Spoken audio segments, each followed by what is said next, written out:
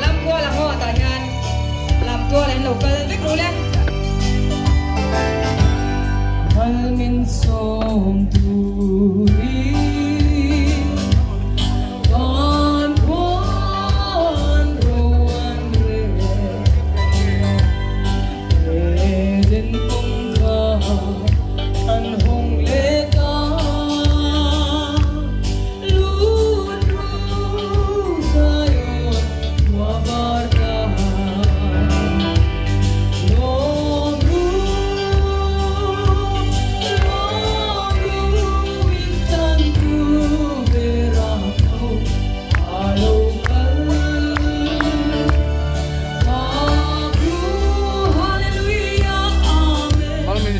Din bagian untuk muk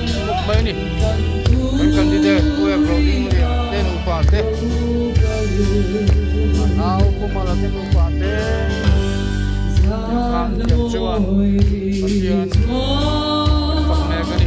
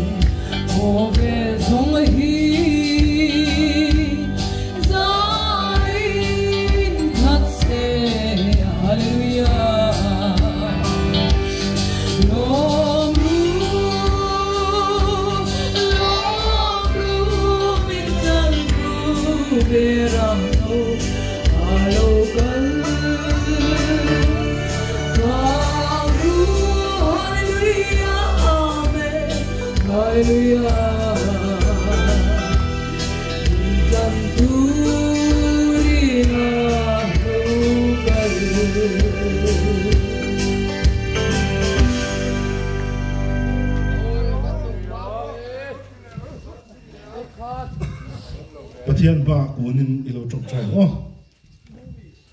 hallelujah amen hallelujah amen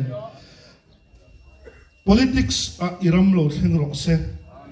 lalpa hoin ne hen mizoram politics itan kan hau kata in pu mo na la in soi chiat na rawa kan phal lo mani lalpa politics a iram lo theng ro se kan ram ro re na iram lo theng ro se kan party office na iram lo theng ro se hallelujah amen hallelujah amen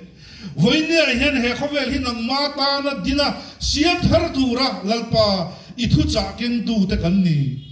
a khoi ki po hi setanatan kan phal lo ve lalpa politics platform nang man lal na lo chang che lalpa khodung sei khotla nga hian nang man lal na lo chang che lalpa nang chu lalini voinia hian tia kan choi moi chok thele turin tharau chiang himin kan ne na thu so yang che voinia kan thil ti da ni mi te ti da ni le ni lo kan selo lalpa nang ma kan fak mai che ni lalpa he lenten constituency atang hian political platform atang dang ma fak na thobe lo thang chuak sela kan rama lalpa lo thang chuak ro se lalpa in beina le in soi chia date in ngirko da zong zong ate hi sual le setara ta ni angin voinia hian isua krista bingin ne na karon puage voinia hian chuk chuk ne ani to a voinia hian o lalpa I thisena itlante he khovela I local chanang nge ya lalpa in nei na kan ma loka lalpa Christmas kan theng do na rem na lo piang chuan he khotla ga hian rem na lo theng do se lalpa party song song te in kara rem na lo theng do se tharau chiang rim voi ne hian kan choi moi se lalpa khongai takin kan kal le na zel tu le kan thil ti na zel tu ra kan te fung chu politics te fung ni lovin I thu changa te zel thei tu re bi chon puyam che Isu Krista bingin de na karon dile Ano diskulung say street ang penchu. Hello, Chinta. Ani.